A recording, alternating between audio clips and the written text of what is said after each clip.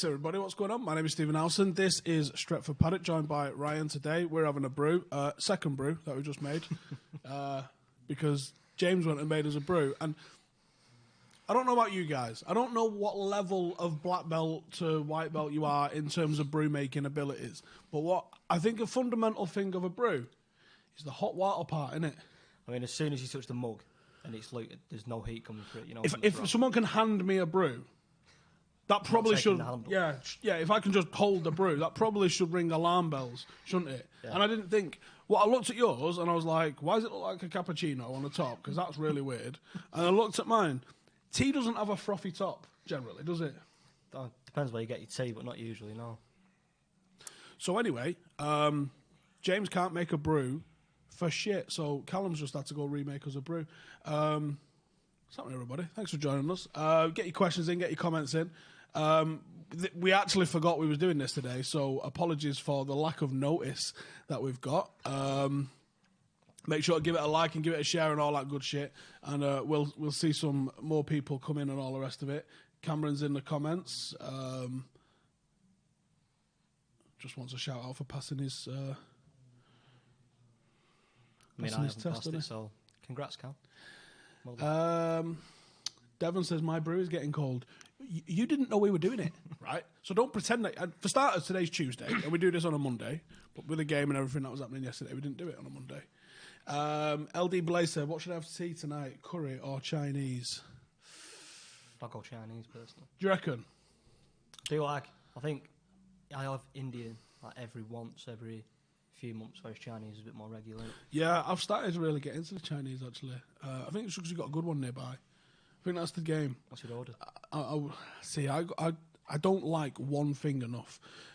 Janine's into vermicelli noodles. I don't go that exotic. It's just... No, I'm saying.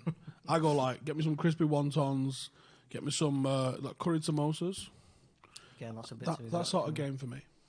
What's your order? Salt and pepper chicken wings. Like that. What I'll do is as well, I'll just get normal chips, and then I'll take the wings out, put the chips in the box, shake it, and get salt and pepper chips. See, not thinking. He's not working hard. Working smart. I'm going to try and avoid talking about the match for as long as possible. I hope that's all right with everybody. And I hope that's all right with you, because that's happening, by the way. Have we got a social post out, fellas? Should we get a social post out and let everybody know what's going on? The weather sums up my mood. Missy said to us the other day, when's this rain going to stop? I'll have a look on the app. Wednesday. For about 10 minutes. And it's having it again all weekend. I mean, did we really have a summer? I don't remember it being a baking hot summer at any point. It doesn't help that we're in a basement. That's very true. Because you walk out sometimes, don't you, and you go, what the fucking hell is that? Yeah. The hottest I can remember it being this year, we had a spell in mid-February. Did we? I remember that. It was definitely at the start of the year. It was proper weird. It might have just been over Preston. Nowhere else in the country. Okay. Nathan says, defo Chinese vermicelli is mint. There was a picture of kids hanging on the railings in the thumbnail I just saw. Where's that picture from? I believe I saw my dad in it. Really? I think if you just search 70s Stretford and Manchester United, that'll come up. If not, hit me up on Twitter and I'll send you a copy of it. It actually, I think, is Stretford Paddock's background on Twitter. So if you go and check it out on there, you'll actually be able to go and have a look at it. Volume's pretty bad, Steve. Very low for you compared to normal. Is it? Just have a check on the old mixer there, Will. All sliders turned up? Apparently you got to turn your volume up, Will says.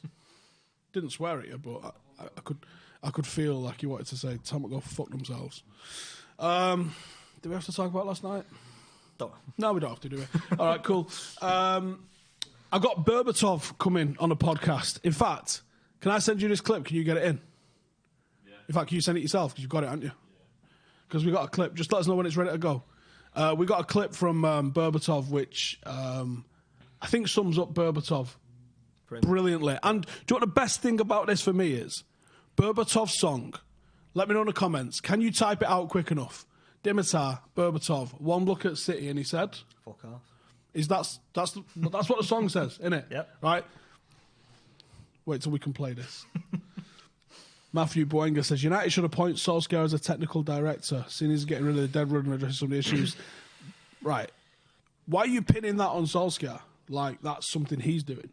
Because I believe, and I've been told, Solskjaer wanted Mike Phelan to do the director of football job. Woodward wanted someone that was a bit famouser, because that's how Woodward rolls, isn't it? So maybe Mike Phelan's doing a lot of the overseeing of who's in and who's out sort of caper.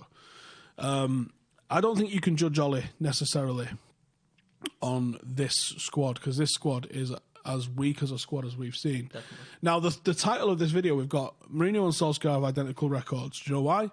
Mourinho and Solskjaer have got identical records in 27 games, 14 wins, 6 draws, 7 losses. Both of them, either side of Christmas. That's mad, isn't it? It speaks volumes about the players.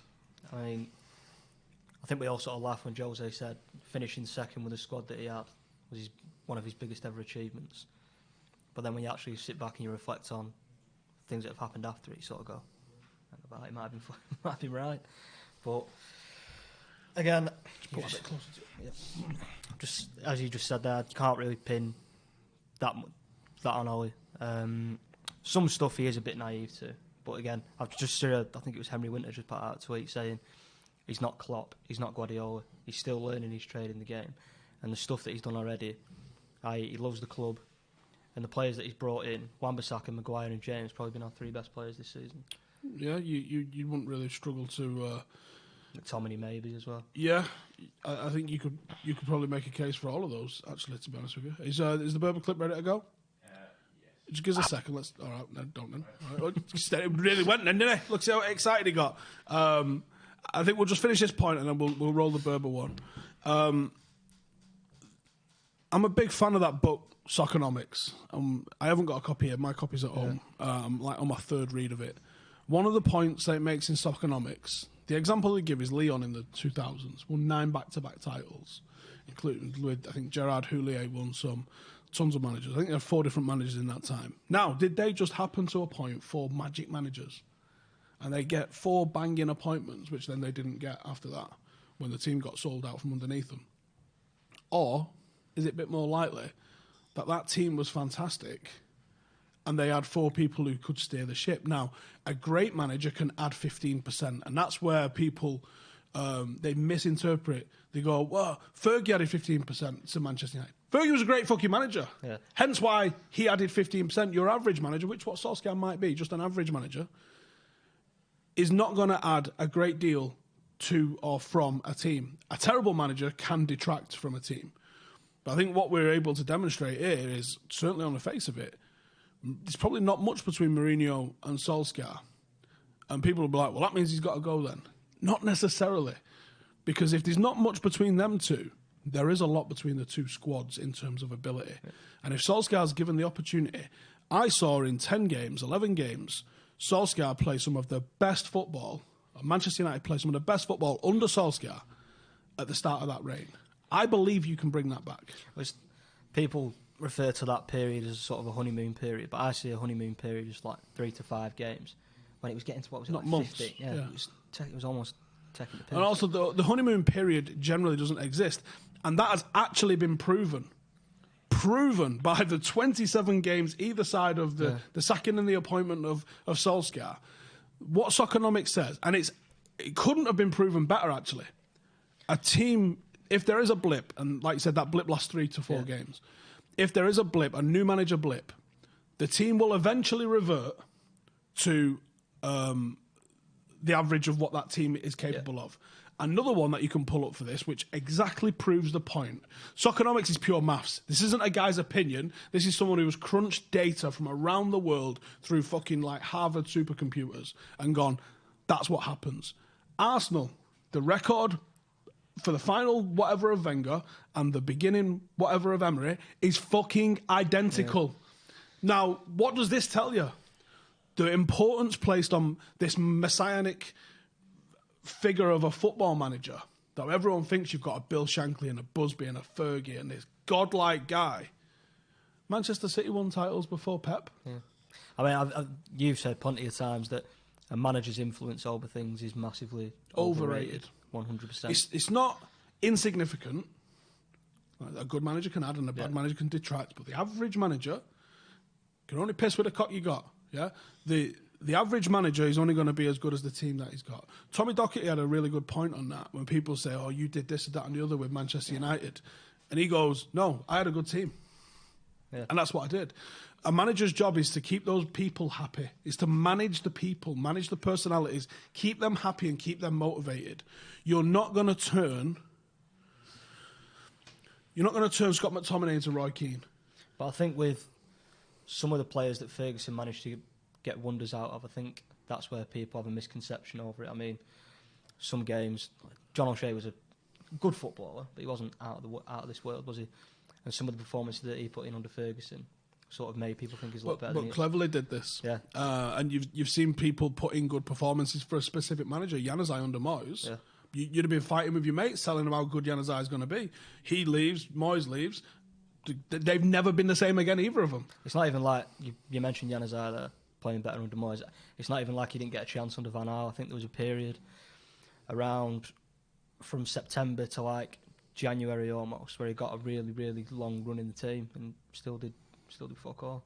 Someone in the comments there said Ollie managed at Mould. I don't know what sort of inflection that's put on it, but yeah, he did manage at Mould. That's a factual statement. I don't know if that's meant to diss the guy or what, but what Ollie achieved at Mould was, in my opinion, which is why I want to give the guy the opportunity to see what he can do at United properly, he achieved that 15% more than he should have done.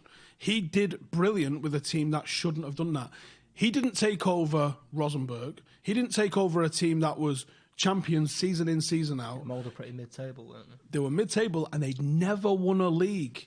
They'd never. Like, wasn't like, 1920. No, never won a league. Then he won back-to-back titles. That is the mark of a good manager. He left. They didn't win the league. When he went back to them after what he'd done at Cardiff, some of their players had gone. And he couldn't achieve the same level of results again. I think he won another title but couldn't retain it. Featuring the early rounds of the Europa League as well. He did okay, I think, yeah.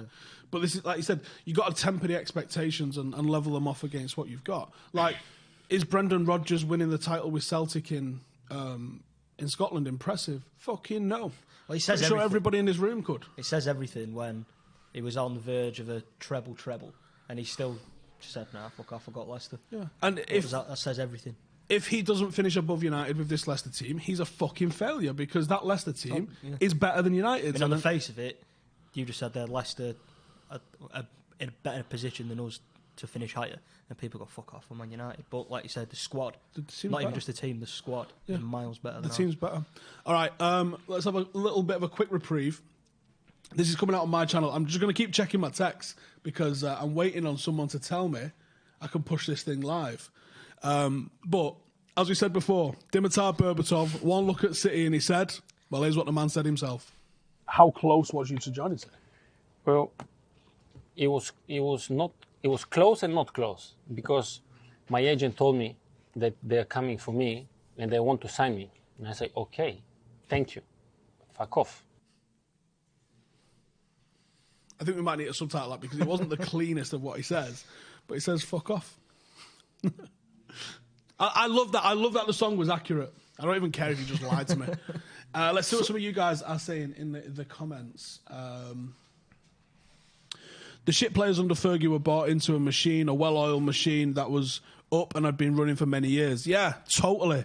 That was why he could bring in Cleverley and Anderson in midfield. And when Cleverley came out in the Charity Shield, and everyone thought he was the heir to fucking Scholes' throne. Yeah.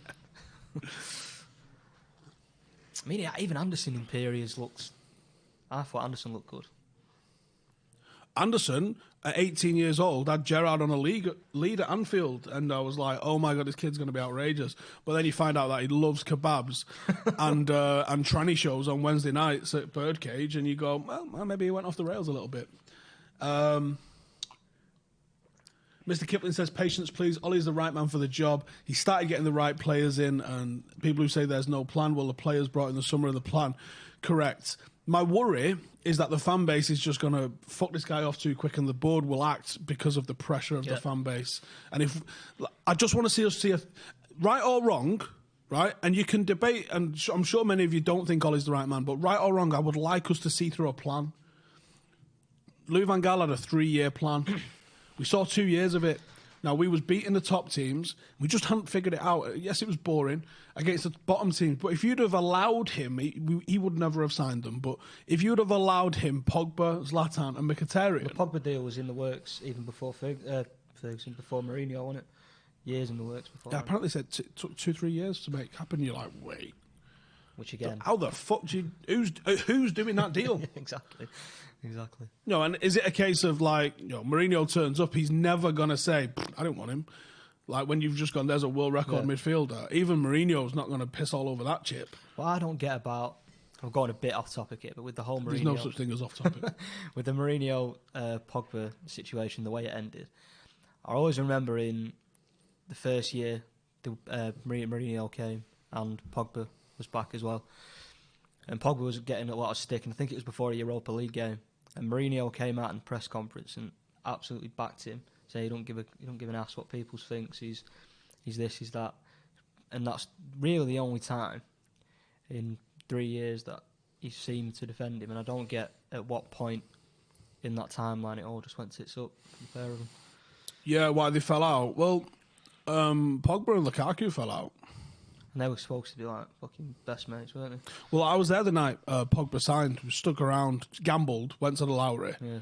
Pogba was being basically like tapped up by Adidas. Not Pogba, sorry. Lukaku was being tapped up by Adidas in the bar. Raiola was there. And eventually we managed to get me, Jayden, into just a little private area. It was just Pogba, Lukaku and Raiola. And I jokingly said to Lukaku, it's really hard to explain why I said what I said. I don't even know why I said what I said. It was just one of them awkward moments. And I'm a gobshite, so I have to fill it with noise. Pogba's there. Jayden was what? He was like 8, 9 at the time.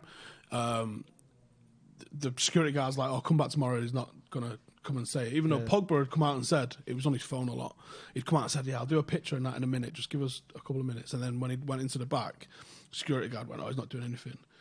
Jay started crying. I was like, come on, let's go. And then some French lady that was part of his entourage just fucking dragged, didn't even speak to me, just dragged him, took him into the room, so I just followed her. Yeah. Said something in French. Pogba gave him a big hug. He took a picture with him. I said, fucking hell, I'm buzzing you're back, mate. Like, I'm absolutely buzzing. Yeah. And he was like, I'm buzzing to be back. And I went, what number are you going to wear? And he's like, I was like, fucking hell, come on, man. You're going to find out in the morning anyway. It's 6. And I was like, sweet. Got that shit on Twitter straight away. And then it's an enormous restaurant that they just closed. The restaurant at the back of the bar in the Lowry, if anyone's been on the first floor. They had the security guard in there who's now looking well miserable at the back. And it's the guy that drives Pogba now, actually. It's called Abs. Raiola and Lukaku. And we just walked into the room, so they're all just fucking looking at us. It's well awkward. So, I turned around and Lukaku's looking at me and I went, up your next, lad. And the way they all reacted wasn't... I expected... when you say stuff and you kind of think, I think this will be the response. I went, up your next, and I was expecting a... polite laugh. And he went, ah! And I was like, what the fuck was that? What the fuck was that? Just like he'd just been caught. And I'm like, what the fuck was that, man? And then we left, and I was like... I made a video about it the next day, and I was like, what the fuck just happened? Just took a bet on it next day. Didn't put anything on it, because there was no rumours of it at the time, and all the talk was that he was going Chelsea. Madness. But no, he was there. He was there. I think we was there till 2 a.m. And then I think I saw someone had posted one of the Everton players' Snapchats. The next day, Lukaku was asleep in training. I'm like, he was up till fucking Christ knows what time. He wasn't partying, they were just eating. But obviously he had a late night because his mate had just signed for United. And you're like, that's how close mates they were, that he come and hung out all night in Manchester with him. And then they just ghosted. I always find it weird how these footballers become close, because by the time Pogba had left United and went to Juve, was Lukaku had just come from Anderlecht to Chelsea, hadn't he? Because I think he went in... What year did they win the Champions League, Chelsea? 11-12, wasn't it? When Pogba left to go Juve? Yeah. I don't know the timelines. Not the year City won the league? I don't know the timelines of all of those that far back. I'm not sure when he'd come. Because he came early doors, didn't he? He did 1 year at Chelsea and only played about 6 games, I think. And then he went on loan to West Brom, yeah. And then he went permanent. Was it 2 years he did at Everton? Or was it Yeah, just because a they did year? a loan and then they bought him, didn't they, for Yes, like they did, yeah. 30 million around that mark. But yeah, I just find it weird how these footballers form friendships when they've not necessarily been playing against Not each even in the same area, yeah. Not in the same Mad, isn't it? competitions, like, yeah. And now they shared an agent, but I can't imagine that How, really how means... often do you meet up with all your agents, other clients, though?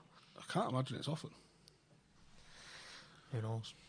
Andrew96, I reckon Fergie's apologised to Keane recently. He seems proper full of praise for him last night. Might have a point there. Because he takes every opportunity to... Like, have you seen the clip where he's talking about... Fergie says he covered every blade of grass in '99. He goes, I'm actually kind of insulted Was by that the one that they did a documentary, didn't they, with Keane and Vieira? Was it from that one? Yeah, I think it's in Yeah. that. And he goes, I'm kind of insulted by that, actually. And you're like, It's any excuse. fucking isn't it? hell, mate. Just relax, will you? Well, it's obviously I think I can't remember how old I was when that came out. I wasn't like it was a good few years ago, that documentary, wasn't it? It's good in that. Yeah. Genuine original content. That No, that it I was don't good. think TV companies do enough. But he said the interviewer asked him who's the best manager you've played under. He just went, without a doubt. And then he proper built it up. He didn't Brian say anything Clough. for like a minute, and he just went Brian Clough. He's like not Sir Alex. He went, you asked me the question, I just answered it. They definitely fell out. Royal. Well, he sacked him, didn't he? And Yeah. I think he's really bitter about the way. I think when you listen to some of the stuff between the lines, he's bitter about that they got how long he'd been at the club wrong. Which I get, to be fair.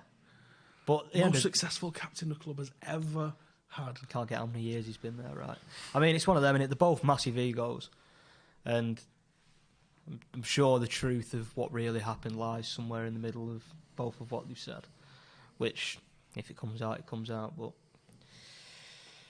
yeah, I mean, it is funny just listening to Keane just. It is. It was a Ramping. shrewd signing that by Sky to have him on regular. Yeah. The guy's a wealth of football knowledge, and he's literally won everything. And the standards and the methods that he had as a player, he's never been able to translate it into management. No. Although I think he was fairly successful with Martin O'Neill at Ireland. Yeah. Probably overachieved a little bit there. But everywhere he's been as a manager, I think he's just so fucking nuclear with people. Like, you're 1 minute late, I'm mean, leaving you think 5 of you Jose here, and pisses people we'll off? go short with players because fuck you. And you just think, Jesus Christ. And he was your assistant manager is meant to be the good cop, isn't he? The manager's meant Put to your come arm in, around him bollock sort of everyone. person, And the assistant's like, listen, he'll calm down tomorrow, just chill. And imagine getting a bollocking off Martin O'Neill. And then Roy Keane next. Yeah, and then Keane steps in, you're like, Jesus. He's a fucking maniac, isn't he? It was good watching him put Carragher in his place as well. When Carragher was on about almost winning the league, and he's like, well, you didn't. Yeah, That you was didn't, good. That was win always the good. league. Honestly, Keane is acting childish regarding that. He is. That's Keane, innit, I think. Yeah. It is what he is. Can't believe he used to drink 6 or 7 pints most nights. People talk about the way footballers do things and get away with certain things at the moment. The week before the FA Cup final, Roy Keane smacked It's in 99.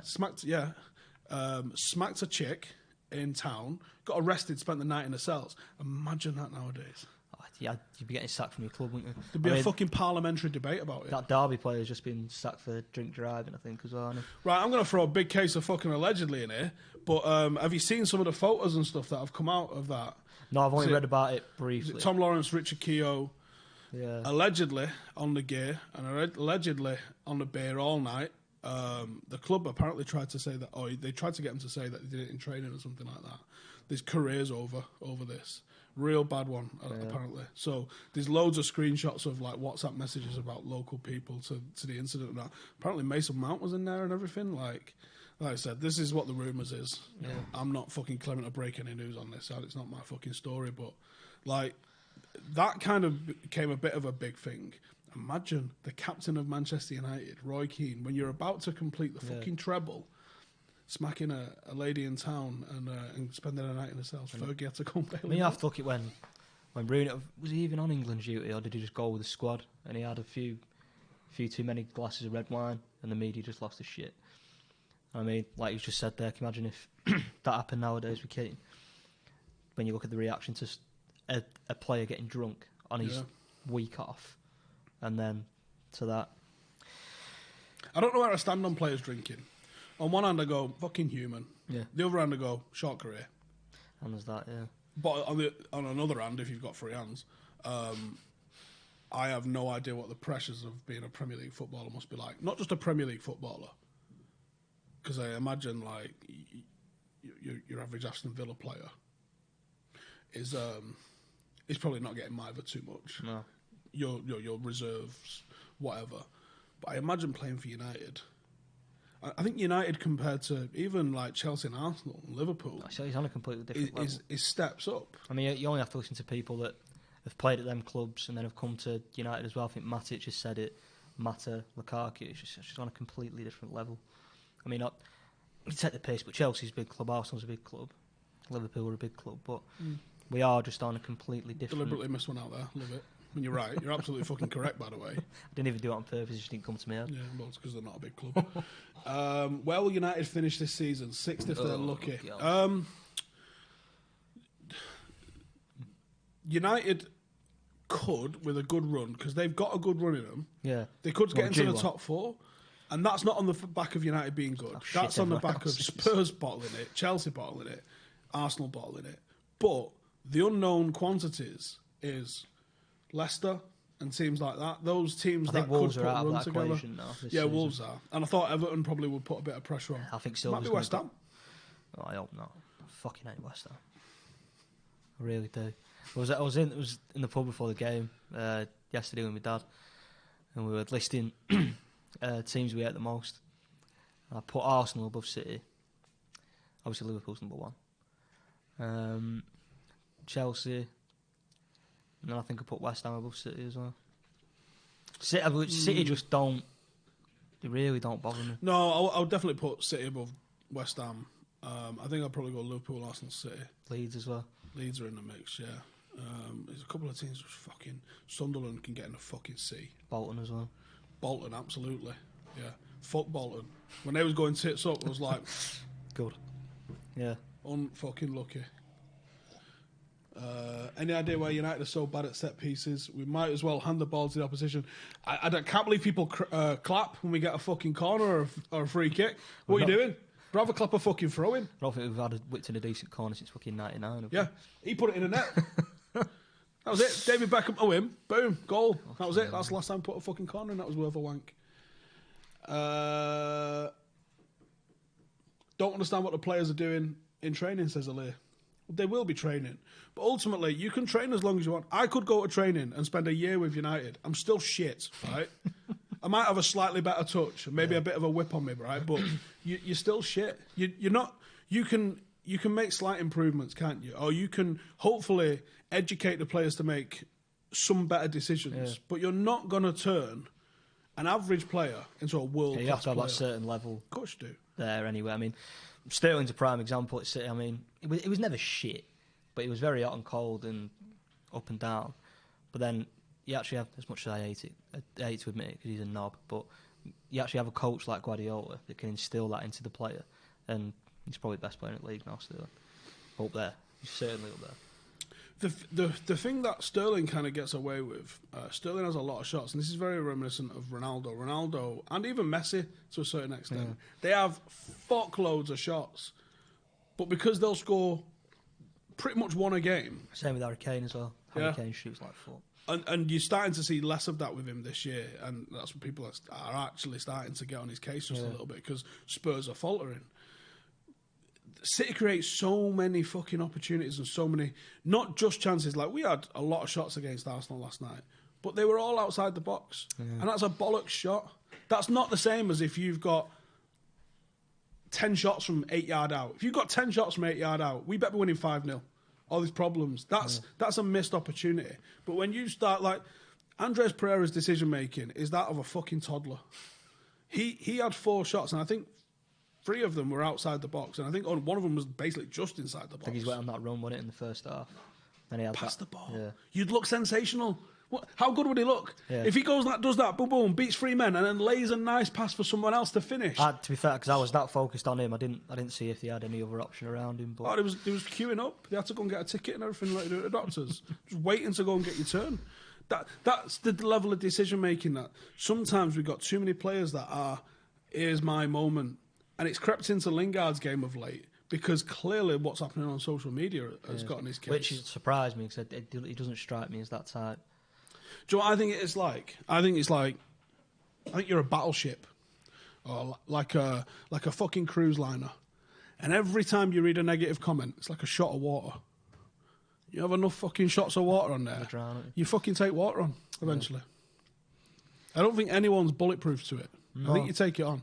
And I think a lot of players are right to just palm it off to social teams and just let managements and PR companies just. You've got to be fairly thick-skinned to be in any sort of industry anyway, especially one like sport where it's so watched around the world. But you've got to be almost expecting it. But some of the level of abuse that some of our players have got, the likes of Rashford and Lingard, it really does take the piss.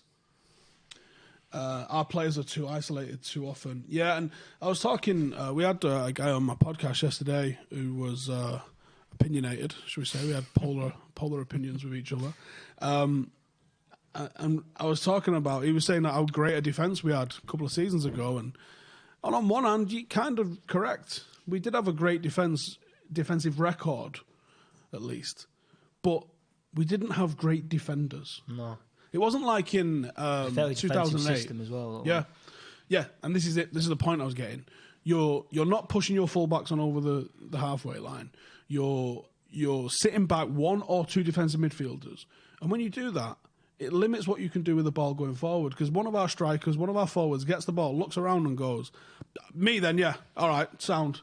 It's not like in 2008 when you had Evra bombing on one side, Wes Brown bombing on the other side. You might have had Michael Carrick, who wasn't the most combative midfielder, very good on the ball, but not combative, and certainly not Brian Robson or Roy Keane. And then you had Rio and Vidic and Van der Sar. When they was keeping clean sheets, they was doing it by that was still systematic, let's be honest, because that team just fucking dominated the ball and dominated matches. Yeah. But it wasn't like the whole team was just sort of protecting a lead and not wanting to counter-attack. Paddy Evra, I used to joke with my mates all the time, Paddy Evra must think, fucking hell, we're not playing a left-back again today. Boss is off his head. Because he must think he's a left winger. Because he was never in the fucking defensive line. He's always on overlap one every time. Someone to get the ball 3 foot in front of him, just outside our box, and he'd be like, fucking laters. There's no one doing that at the moment. I do miss people like Evra. Miss that whole team. Oh, it was a great team. That was good. Who have we got on there for me? Just Evra, I think, really, from that team. Neville, possibly. Giggs. We're shit. We are proper shit, aren't we? Jesus. Here's a good question. Ananth says, earlier you said that managers can only perform with what they have. But why does it feel like every time a youngster steps up to the first team, their development stops? Is our youth staff better? No, the level's fucking super difficult. You've basically got to be an international now to play in the top 6 of a Premier League team. You don't really see people coming through. Look at, you're looking at Dylan Levitt, you're looking at Ethan Galbraith. Internationals already, nowhere near the team. They're not having the sort of fanfare and people knocking at the door for them like Jimmy Garner's got. That's the sort of the crack that they're dealing with. You've kind of got to be an international footballer before you're going to get your chance. Now, obviously Mason Greenwood, Brandon Williams, Garner, Gomez, they're not yet full internationals. I guarantee they get 15, 20 games in their United career. They'll be in that England squad because that's sort of what that level is. Marcus Rashford, when he made his debut, was in the England squad within about a fucking month. You basically got to be almost international standard to get in. Now, it's easy to look pretty good because, let's be honest with ourselves, the 18s is very much of a muchness. 23s is dog shit, which is why I'm really enjoying. They're playing tonight, by the way, playing Lincoln tonight. If you want to go and check out the under-19s or under-23s, basically under-19s team. If you have a look at what those players are doing there, they get into the first team, they're just coming up against miles better players. Their development hasn't stopped. It's only just started. Like, you couldn't put Rashford back in the 23s now. He's and people will go, no, he fucking in. He's a miles better player than he was when he came through at first. And Greenwood's probably improving. Well, Rashford wasn't even in the really in the pecking order. I think wasn't Ashley Fletcher in front of him. Fletcher had been out on loan. He was a little bit older. He was talked about. I did an article in 2015, and I think I called it the class of 2016. And there was 5 players in that. 4 of them made their debut. Only Callum Gribben didn't. Van Gaal was just giving them out like sweets.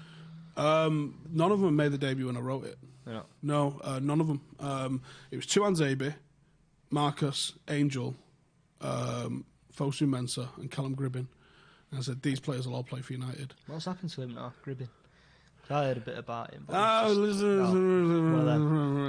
One of them. I think we'll leave that for an off-air conversation, unfortunately. That was a bit of a waste.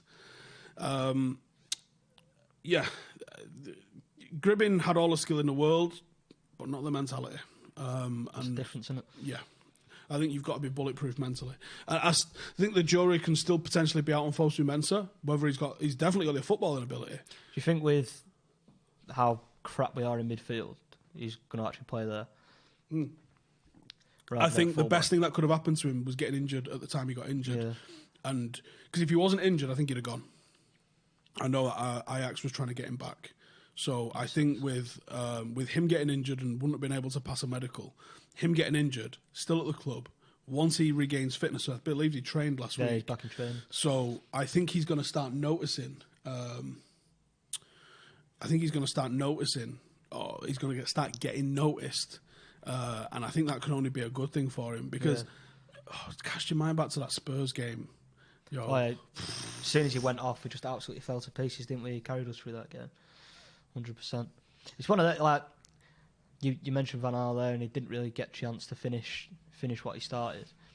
I got the impression that Van Gaal very much fancied him.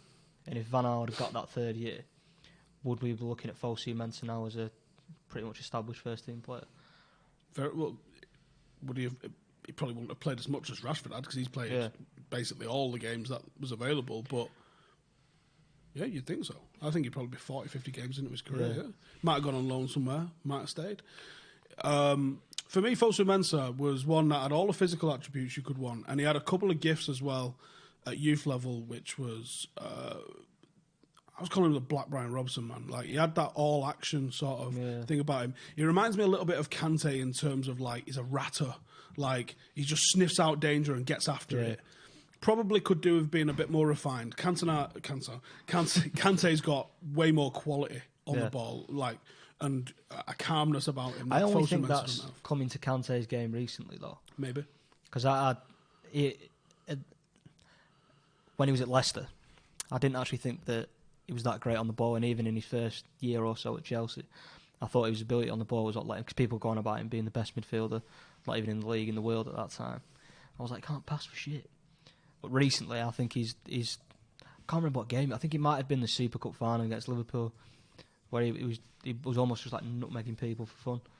And I was like, at the back, his ability on the ball was miles better. So I'm not being ignorant. I'm just replying to the guys about the Berbatov podcast about waiting for approval. It's not been approved yet. Just letting these know what the crack is.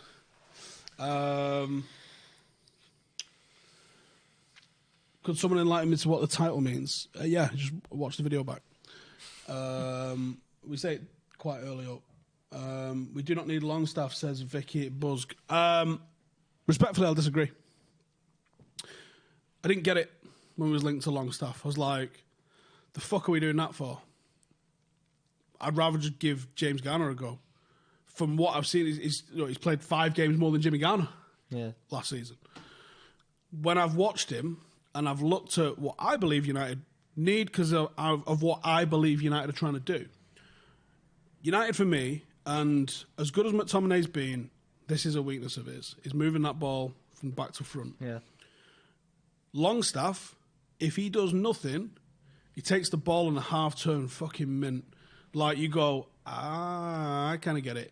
And he can take it under pressure. And when you cast your mind back to some of the fuck-ups that Fred had last season, Wolves away sticks out. You go, that is what we're trying to do. We're trying to take the ball in those situations and push it forward as quickly as possible. Longstaff does do that. Now, is there a limit to his ability? Yeah. Does he have the defensive capabilities of everything else? Not sure. But if it's just that one attribute, I get it. Yeah. Because I see that as a need. But by the same rule, I'd also like to know if Jimmy Garner can do that. Rather than us blowing 40 million, because Newcastle are going to have our pants down if we want More him. than 40, when it was like 50. Yeah, but they'd probably deal at 40, wouldn't they? Especially I Steve think Bruce as well. play Garner for 6 games, Yeah. 10 games, give him 10 games, save yourself 50 million.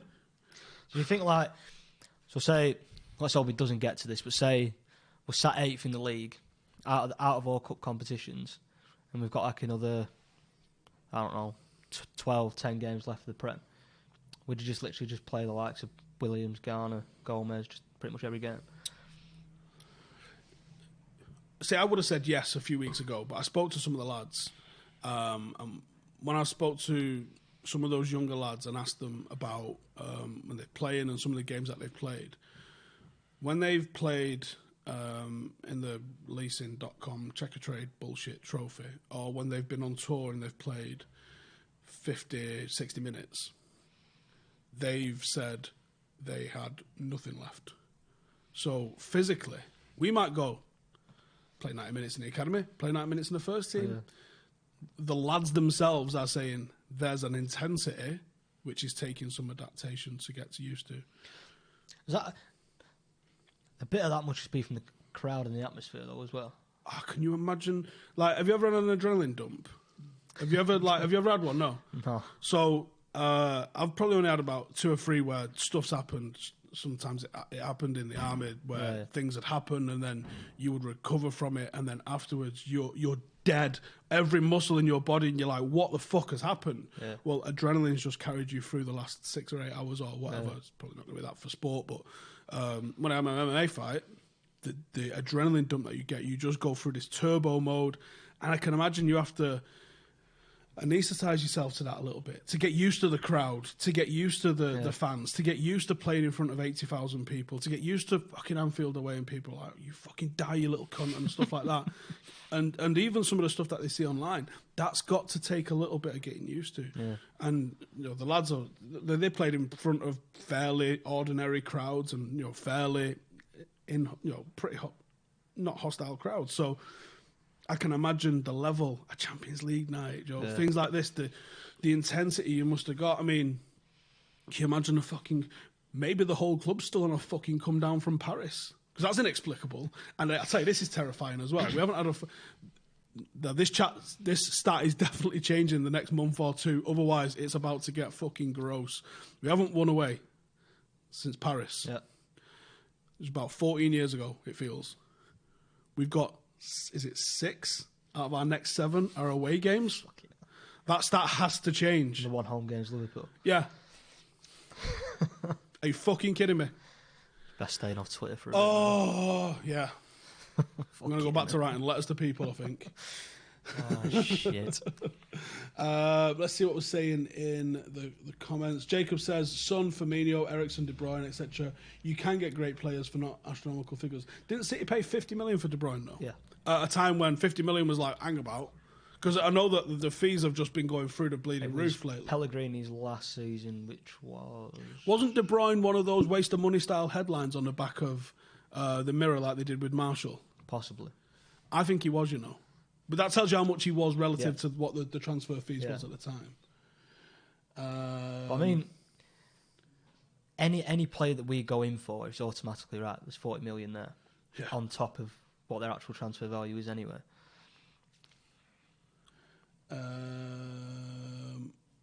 Longstaff's a B10 McTominay. He's got a different set of skills. I think McTominay is more physical than him, but I think his ability to take it out from the back is better than McTominay's by a long way. And people saying Longstaff talk makes us look shit. I don't give a fuck who it is. If they improve us, they improve us. Yeah. So I remember when we signed Dan James, there was 2 sides of the coin. People were like, all right, we're actually trying to build a team now. And other people, oh, the fuck is this our level? Signing fucking Swansea players. Can't win. No. Evans is better than Maguire. How about get your own opinions? At times it looks like our only good outfield player playing in the right position. Is who we're talking about there? Is that McTominay? Look, recruitment for me is a big thing. Ollie's done well with the signings he's made so far on the face of things.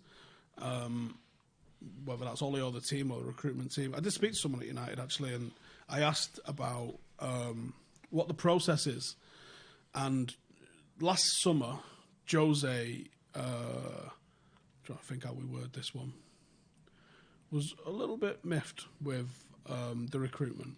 Apparently, they'd agreed prior to the tour they wasn't going to sign a centre-half, despite all of the rumours. That's why he was such a moody fucker when he was on top. Yeah, they'd agreed that, and then halfway through the tour, one of the games, I don't know which game it was, I did get told, but I've now forgot which game it was. He came in, kicking off with members of the board and going, I need a fucking centre-half. I want Yerry Mina. I want this guy. I want that guy. So that's where the Yerry Mina talk came from. There's actually something in that. Jose wanted him. So the geezer at United told me this is the protocol for United signing a player. He has to be scouted. Now, we do have scout reports on pretty much every top-level international in the world. And I would like us to maybe have a level of, like, and maybe we do, and they just don't, like, let it be known publicly. Like, the 5-star potential under 21s. Like, we should be tracking all of those on the off chance we can get one of them cheap or free. So they looked at Yerry Mina. There's the scout department, an analyst department.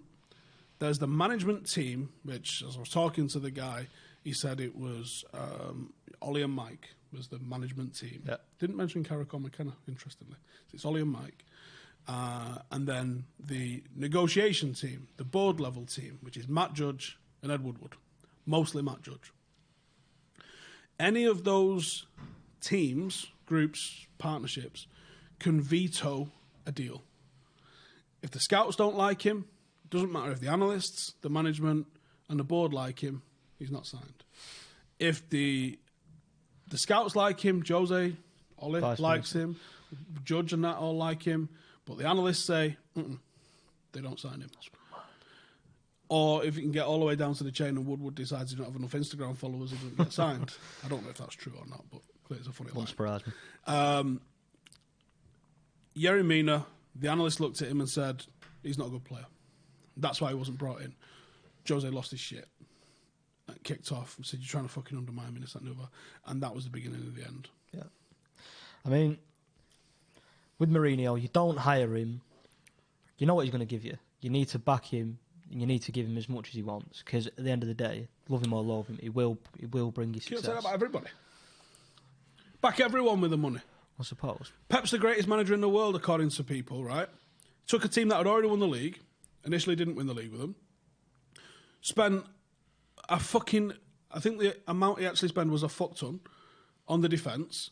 Then he replaced players he'd already bought, and then he won them a league. Well, fuck me. I suppose when you put it like that, yeah. You won the league, did you? Surprise. Who were the star players in him winning the league? Was it his signings? No.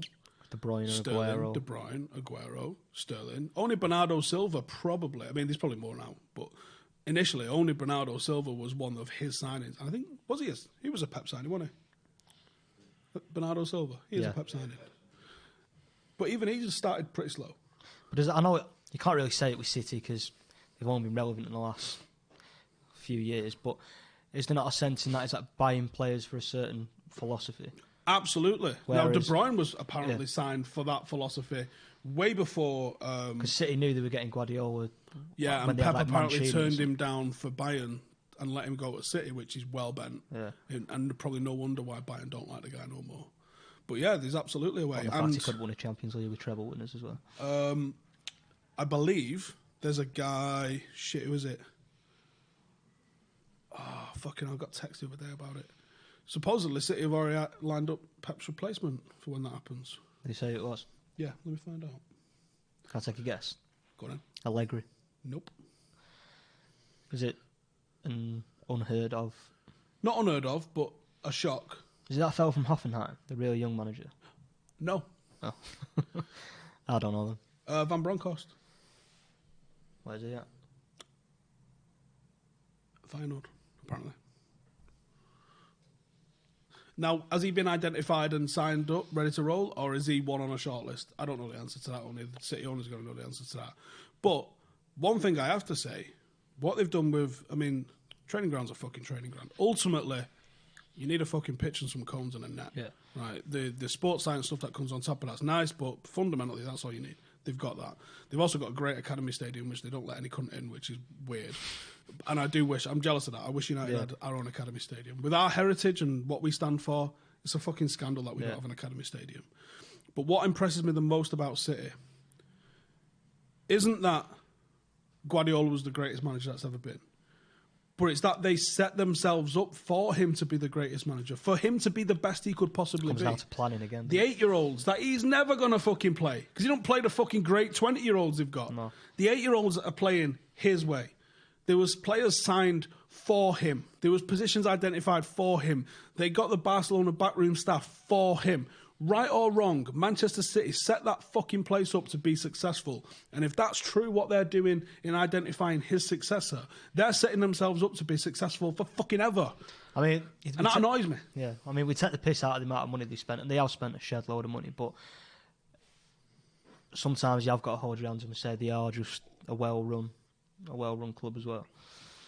Which, again, is annoying as it is, but... Yeah. Well, you go... If you was a City fan, and I know they're a scarce beast, but if you was a City fan, you could hand on heart go, now there might be some shady practices, right? Definitely. Yeah. Ultimately, for me, if you're not fucking cheating, you ain't fucking trying, right? My philosophy. But if you're a City fan, you can hand on heart say, do you know what? I know my club's trying to be the best. You know they are. Yeah. And you know that when they don't win the Champions League year in, year out, they're upset about it. Oh, I want a Premier League. That's why Pep was brought in, wasn't it, I believe so, to take him to that next step, which obviously winning. And probably put them on the world stage of having a Champions League. But you know, whatever they're doing is moving towards this. Whatever this is it 10 titles back to back? Whatever it is, they're trying to move towards something. And we all know that United... How the fuck... I don't know how much I can say without getting completely in the shit. Someone got in touch with me just before we signed Sanchez, who was working with our manager at the time, Mourinho, obviously. And Mourinho wasn't happy with certain aspects of what was happening at the club. In terms of signings and recruitment? Or? Yeah, the guy that he'd got in touch with was a PR guy. Right. So the PR guy goes to me, I've been hired by Jose to change the narrative from an anti-Jose one to an anti-Glazer one. I was like, well, I'm already anti-Glazer. I was going to say, it's pretty much already there, isn't it? I was like, kind of preaching to the fucking choir here, mate. And he goes, well, I'm happy to give you like transfer news and inside thing is if you try and fucking stoke up some anti-Glazer stuff. And I was like, I said, I'll take your transfer news. I said, but I'm not, you know... According to a lot of people on Twitter, I'm Glazer's number one. I get fucking paid by him by getting free game off Konami. Because I know someone who works at fucking Pez. Come on, man.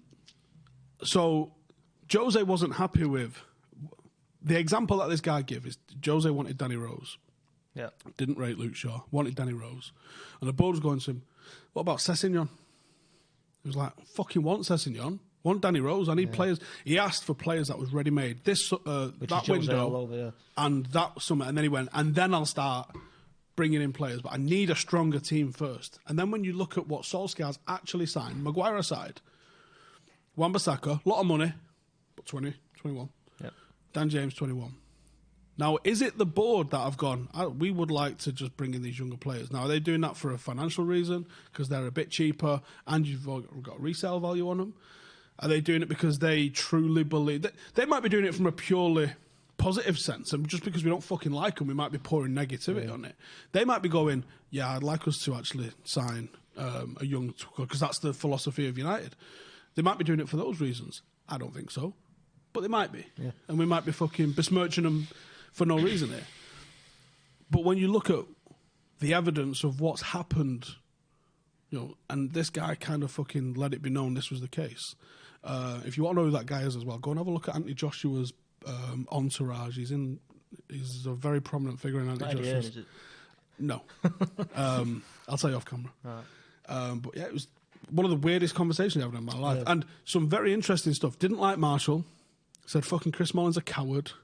Like, there Mourinho was, said that. dude, yeah, there was all sorts of shit the guy said. thought I was Smalling like, was like one of his boys. I was on the phone like, what the fuck?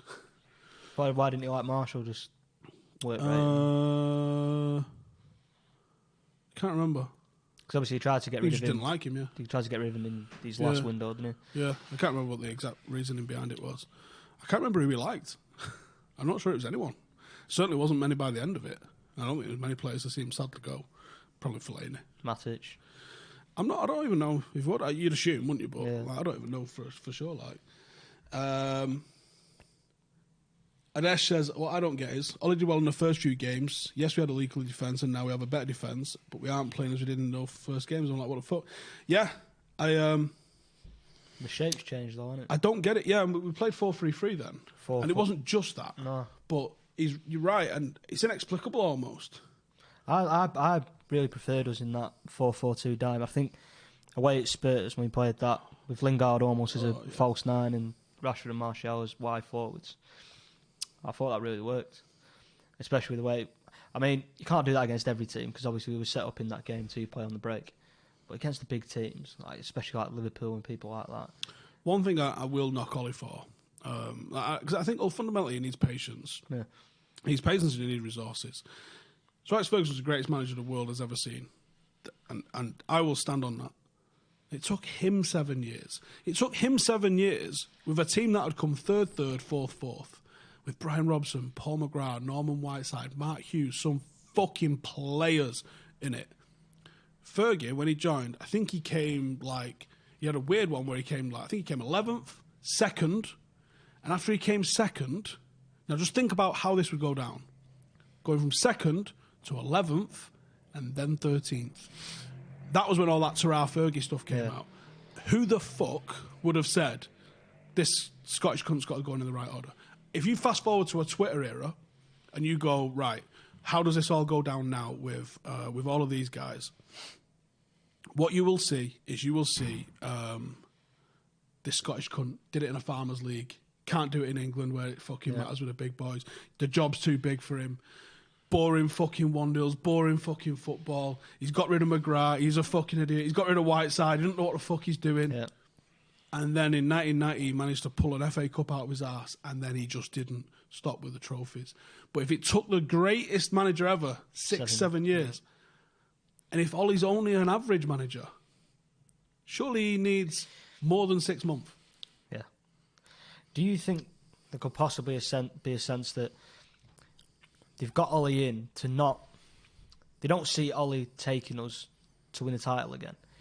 Do you think they see Ollie as someone who can build a team and restore the ethos and the philosophy back to the club and then bring in someone who's able to win them? I'm not saying Ollie won't be able to win them top tier trophies. Fundamentally, no, because I forgot the point I was trying to make when I was talking about the geezer that rang us, and then I remembered it as you was talking. Now, the reason I went around the houses with that is because what he'd said is the Glazers, if they... And it's since come out, this, almost word for word, which makes me think that I wasn't the only person that was getting these phone calls. If the Glazers need to spend 500 million to compete, but 200 million is going to get us in the top four, Let's spend 200 million. there's 200 million. Yeah. Winning isn't for them. Keeping this train going is for them.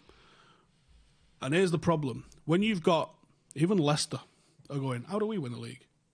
Liverpool, how do we win the league? Liverpool's owners are asking, how do we win the league? How do we be the best we can be? Spurs, you're probably looking at the same sort of thing. I think they're trying to win the league. Yeah. Arsenal don't know what the fuck they're doing. But if we're saying, how can we do just enough? Like, how can we half-arse it enough to just get by? Yeah. When everybody else is aiming to do this, you're going to be so far behind. There's no way you can compete with everybody else putting 100% effort in when you're putting 75% effort in. And that's what we're doing. So when I say, are the Glazers thinking this guy can get us back on track? No, I think these guys are going, can he fucking budget and budget to get us into the top four? I think that's what they think he can do.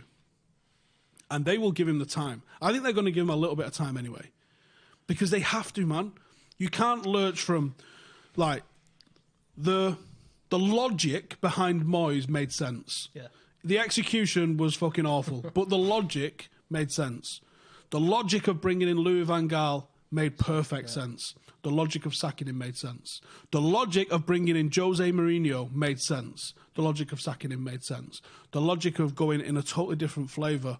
When you've had the CVs and the experience that Louis van Gaal and Jose Mourinho had, the logic to go in a different direction, someone who understands the club, someone who's, like we said earlier, going to manage those personalities a bit better than this fucking lunatic that we've just had in Mourinho, makes sense. He might not be right, but he might be right for us. And he might just get that vibe. And something happened in those first 3 months. 3 months is a hell of a fucking blip. Yeah, you couldn't win a league with 3 months good form. Games, yeah. Jesus, like if a team that's like cruising second or third, that's 3 months of being unbeatable, they'll win a league. Yeah. I don't know if he's the right man, but I know this: 6 months ain't enough time to find out. I also know this: if you don't fucking improve, we won't find out. And then where you go post Ollie, we're running out of ways to go, aren't we? Like I say, we tried to almost reincarnate Ferguson, didn't work. Proven winners, Van Gaal, Mourinho, didn't work. Different direction as someone who understands the club, loves the club, and if that doesn't work, what do you do? Timo says Ollie's just trying to copy Fergie, a clear out in his first full season. My honesty is that I don't even see the current team having a go. I do see them having a go. I just don't think they're very good. I just think they're very weak. We're a bang average team. Yeah. If you look at Aubameyang, we ain't got anyone that's got fucking goal scoring prowess. Well, I said that before the game. I said we will get chances against Arsenal because their back four is dog shit, but we're going to need a few. Arsenal only need one chance, and that's the difference in that area of the pitch anyway. Because other than that, there's not too much to separate us and Arsenal. Darcy says everyone bangs on about Ollie's experience. Zidane didn't have experience. Pep didn't have experience. He's a brilliant footballing man that needs time to build the squad he wants. Here's another weird one. Zidane wins 3 out of 4 Champions Leagues. 3 of those with Ronaldo. Yeah, and now looks like he couldn't fucking buy a win with them. And have you seen the team they put out against Paris as well? Yeah, that team against Paris. And you go, Jesus Christ. Hazard, Bale. How far are we from having a shit team like that? Yeah. Oh my fucking God. So that's the one that doesn't make a lot of sense to me. Again, I've just mentioned Ronaldo briefly there. You've got to look at how much the best player in the world leaving your club must affect you. I mean, we managed to get by. He got to another Champions League final and was like a stupid Raphael foul and Rooney sore ankle away from hitting another final in 2010 as well. Oh, mate, that game against Bayern Munich. Do you know when people say Nanny Day? I always say, like, John, Nanny on his day was outrageous. Yeah. John, Nanny Day never came. Nanny Day came against Bayern Munich in 2010. It's like back heel, wasn't it? Oh, my fucking God. Everything Gibson he did. got one as well, didn't he? He could have whipped his dick out to have a piss in the street and it still found a toilet. He was outrageous that night. Like 3 up in like 20 minutes, weren't we? Oh, it was one of the most like gobsmacked I've ever been. I remember I was in K-Stand just going, what the fuck is happening, mate? Yeah. It was just like, oh, what a fucking night. And then I spoke to, can't remember if it was Rennie or Tony Strudwick, because both was there at the time. Yeah. I think it was Tony Strudwick, this one, that said this. He said they had a plan, which was obviously, was it Raphael was on a yellow card, I think, one of the early doors. He ended up getting a second yellow later in the game. I think he said, like, Raphael being on a yellow, but Rooney shouldn't have played because of his ankle. I think he did the ankle in the first leg, and then he said it went off in the dressing room at half-time, and just as they fucking calmed everything down, they hadn't managed to sort Rooney out. They forgot about substituting Raphael, and everyone went out, and then it was like, fuck. What did he kick off about? I can't remember. Watch the podcast and you might find out. And speaking of which, where's this fucking... They've still not replied to the fucking text. What is happening, everybody? Jesus. I don't want to put this out tomorrow because we're doing a Thursday Club tomorrow. If you've got a pizza to send us, we're recording Thursday Club, which is going out the next day as well. Yeah. Do you know what? How fucking long have we been going? Feels like a fair old while. Jesus Christ. An hour. Is that the longest brew ever? It might be. setting records. Righty, I think we're going to wrap it up there, but thank you everybody for tuning in. Make sure to hit that subscribe button and stick around for some stuff with Paddock. I can't tell you what we've got coming, but we're about to take a big fat shit all over the statistical, analytical side of what goes on football and YouTube. We're like a big dick in a locker room, and we're about to come fucking swinging through. So make sure to subscribe. We think you'll like it. And I'll see you in the next fucking brew, I guess. See you in a bit.